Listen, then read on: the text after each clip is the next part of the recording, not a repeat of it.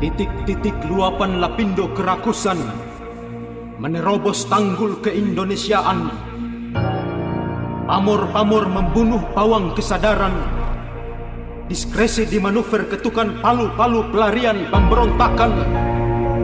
Bangsat-bangsat bergaruda diabsahi, divonis bebas kartel-kartel hukum bertoga deviasi. Yuran-yuran perusakan dilembagakan, masuk kantong pejabat tak disengketakan. Eksklusivitas merdeka dibenarkan, perampasan asasi bernegara dilegalkan. Sementara suara rasis pengusiran berkali-kali diserukan etnis mayoritas, meski mereka menikmati tanah milik etnis minoritas. Atas kebijakan pemerataan bertaring dua orde baru, sehingga tanah monyet dirakus manusia bermental benalu. Kemudian alamnya dikeruk demi makanan ternak koruptor, yang mayoritas adalah kalangan mereka perakus superior. Tapi saudara, demi satu rasa yang dewasa, katong hormat sayang semua manusia, agar hati amanat moyang tetap berkasih. Rawatlah jiwa-jiwa Maluku tetap putih.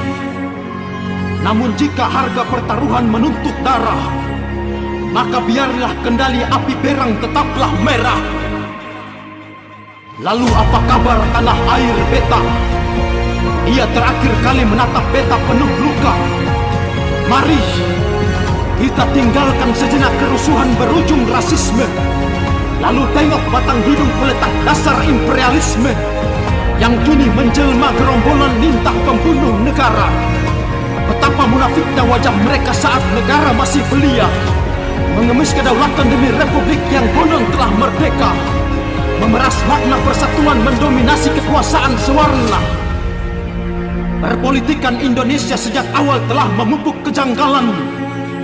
8 dekade disandra etnis pemuncak ketidakpecusan, yang sejarah mentalnya merunduk sujud pada penjajah.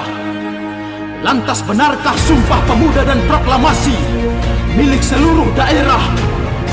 Orde Lama mengkhianati kepercayaan para raja dan sultan.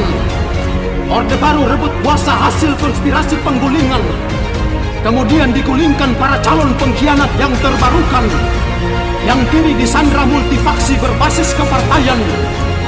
Jika kesatuan adalah rumah bersama harga mati, mengapa hanya teras dan ruang tamu yang menikmati, sementara banyak makanan ditimbun di kamar rahasia yang sengaja digemboki?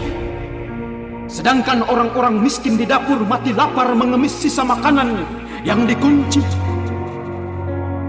Maka akar dari segala krisis bernegara adalah integritas. Indonesia dikuasai badut-badut inlander bermulut manis. Indonesia republik hasil swadaya, dengan kebesaran wilayah yang tak berdaya, dengan sumber daya tanpa dikdaya, sebab gagal dimandori bekas budak londo penganiaya. Jika mahkota masih eksklusif dirakus ireng pencuri, maka ujung dari segala pembegalan asasi daerah adalah disintegrasi. Kita buta fakta tentang runtuhnya adidaya Soviet Yugoslavia, dan kita terlampau sombong tinggikan 81 yang tak selamanya.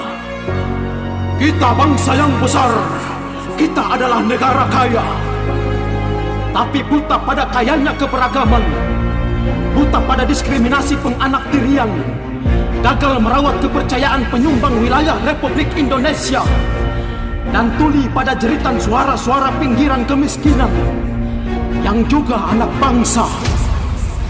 Dan kita sukses merakit disharmoni bernegara, rayakan pengkhianatan terhadap trias politika, ketika legislatif disodomi kondom-kondom bocor eksekutif, yudikatif di penjara legalitas prerogatif Indonesia, disandra oplosan bangku bertuan tanpa kontrol oposan. Maka rakyat mengambil kembali fungsi pengawasan dan penindakan dari tangan-tangan pelacur negara yang gagal berdelegasi. Sebab seluruh penyembah memonopoli berbagai tupoksi termasuk mencuri. Dan monyet-monyet itu tetap membiarkan harta pulaunya dihabisi. mengikhlaskan tanahnya dibagi-bagi, merelakan sumber dayanya dijarah, agar Indonesia tetap ada, agar Jakarta tetap berjaya, agar Jawa tetap kuasai singgasana. Lalu mereka, sagu dan jagungnya habis dikikis nasi, ibu alamnya sekarat diamputasi, tapi mereka tetap miskin. Bahkan ketika setengah tiang dirgahayu hampir dirayakan, mereka hidup dalam keterbelakangan, hingga disamaratakan sebagai monyet-monyet kampungan. Lalu, ratapan beta disadarkan nurani yang bertanya, di mana ayat suci Bhinneka Manunggalin Nusantara? Mengapa merdeka masih dijajah? Masih tuluskah kita ber-Indonesia?